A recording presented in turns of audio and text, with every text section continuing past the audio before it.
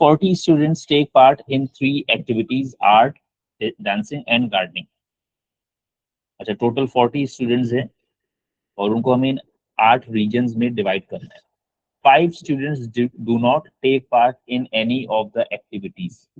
5 students do not take part in any of the activities. तो ये 5 कहाँ जाएगा? A intersection D intersection G. नहीं वो बाहर आएगा सर्कल से बाहर आ जाएगा. सही है.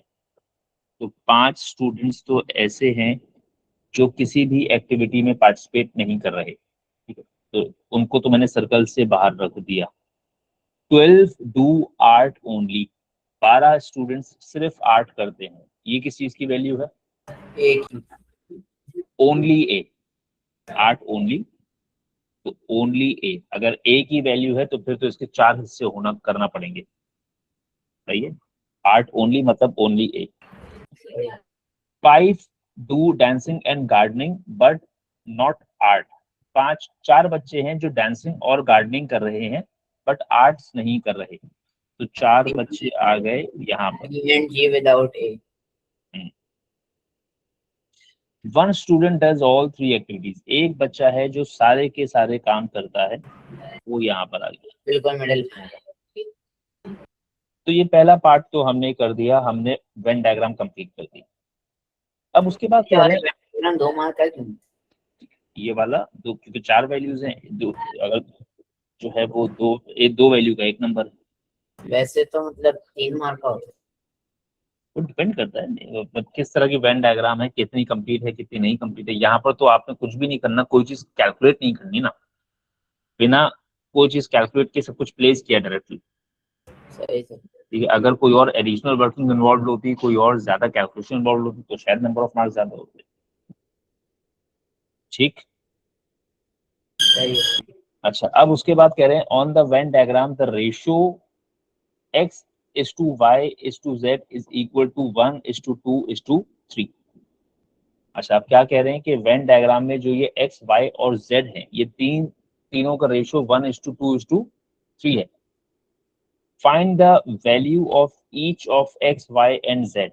अच्छा, अब सबसे पहले तो ये बताइए कि x, y और z में जो भी कुछ डिस्ट्रीब्यूट हुआ है उसके टोटल कितने हिस्से किए हैं हमने.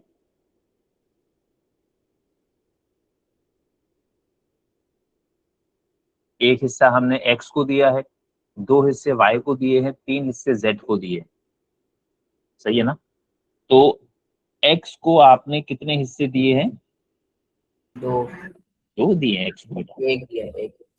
x is 1/6 of something, y is 2/6 of something and z is 3/6 of something. अब सवाल ये है वो समथिंग क्या है. चलिए, आपके पास टोटल मेंबर्स कितने थे? 40. उस 40 में से 12 ओनली ए में आ गया, 1 ऑल 3 में आ गया, 4 ये रहा और 5 ये रहा. तो अगर मैं 40 में से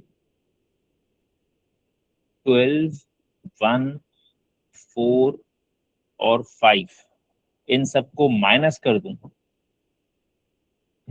तो मेरे पास 18 बचता है. राइट है ना. यानी x, y और z को जो भी मिला है वो इस 18 में से मिला है. सही. तो x is 1/6 of 18 which is 3. y is 2/6 of 18 which is 6 and z is 3/6 of 18 which is 9. सही हो गया. 3, 6 और 9. इसमें जो गलती करते हैं बच्चे वो ये करते हैं कि जैसे x निकालना है तो ये तो शायद समझ आ जाता है कि x is 1/6, बट वो 1/6 ऑफ टोटल कैलकुलेट करना शुरू कर देते हैं. मसला ये कि हमने टोटल का 1/6 नहीं दिया.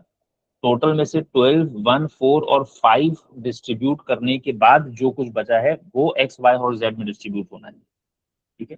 तो ये ख्याल रखिएगा 1/6 ऑफ 40 कैलकुलेट मत कीजिएगा। पहली बात तो अगर वो खुद कैलकुलेट भी करेंगे तो वो यहाँ पर किस्मत अच्छी है कि डेसिमल वैल्यू बच रही है, तो x की वैल्यू डेसिमल नहीं हो सकती। Number of members in a region can not be a decimal value. 10. One subset in the Venn diagram in part A has no students. अच्छा, आपको वेन डायग्राम में एक ऐसा रीजन दिख रहा है जिसमें कोई स्टूडेंट्स नहीं है, सही है, ये वाला रीजन। इस रीजन बताना है, पहले तो इस रीजन का नाम बता दीजिए। A intersection G intersection D complement. नाम A and G without D. A and G without D, A and G without D, तो A and G का मतलब A and G और without D मतलब And D complement. Find number of elements in the region D union G intersection A. D union G क्या है भाई? D union G मतलब circle D और circle G, सही है। तो पहले तो जरा D यूनियन G मैं आपको आइडेंटिफाई करा देता हूँ।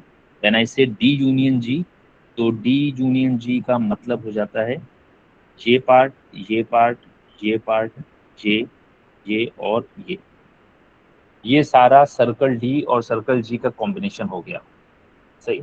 हमने डी यूनियन जी का इंटरसेक्शन ए के साथ बनाना है। ए क्या है? ये है ए, ये है ए, ये है ए और ये है, ठीक है। जो ग्रीन से मैंने हाईलाइट किया हुआ है दैट इज ए, जो ब्लैक से मैंने हाईलाइट किया हुआ है दैट इज डी यूनियन जी। मुझे डी यूनियन जी और ए का इंटरसेक्शन बनाना है, तो इंटरसेक्शन वाले रीजन में क्या क्या वैल्यू है? x है, 1 है और 0 है।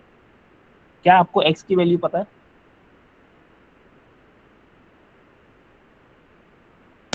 x की वैल्यू पता है 3 है। तो D union G intersection A जब करेंगे तो उसके नंबर ऑफ एलिमेंट्स बताने हैं आपने, यानी 3 + 1 + 0। तो number of elements in this specific region is how much? 3 कैसा है वापस से बताएं। x की वैल्यू निकाली थी ना बेटे, x की वैल्यू निकाली थी ना यहाँ पार्ट बी, ठीक है। तो 3 + 1 = 4। सबसे पहले तो ये समझना है ना कि D union ji intersection A कौन सा रीजन, तो D union ji intersection A ये वाला रीजन बन रहा है। अब इस रीजन में कितने मेंबर्स हैं वो पूछे हैं, तो इस रीजन में अगर आप देखें आपके पास ये बेसिकली 3 रीजन हैं। एक रीजन की वैल्यू x है, एक रीजन की वैल्यू 1 है और एक रीजन की वैल्यू 0 है। इन सबको ऐड करेंगे तो total number of members lying in this particular region वो पता लग जाएगा, सही है। अच्छा जी, चलो तो बस ये थोड़ा सा इस पे रेशो का सवाल भी था, उस वजह से मे बी ये शायद थोड़ा सा डिफिकल्ट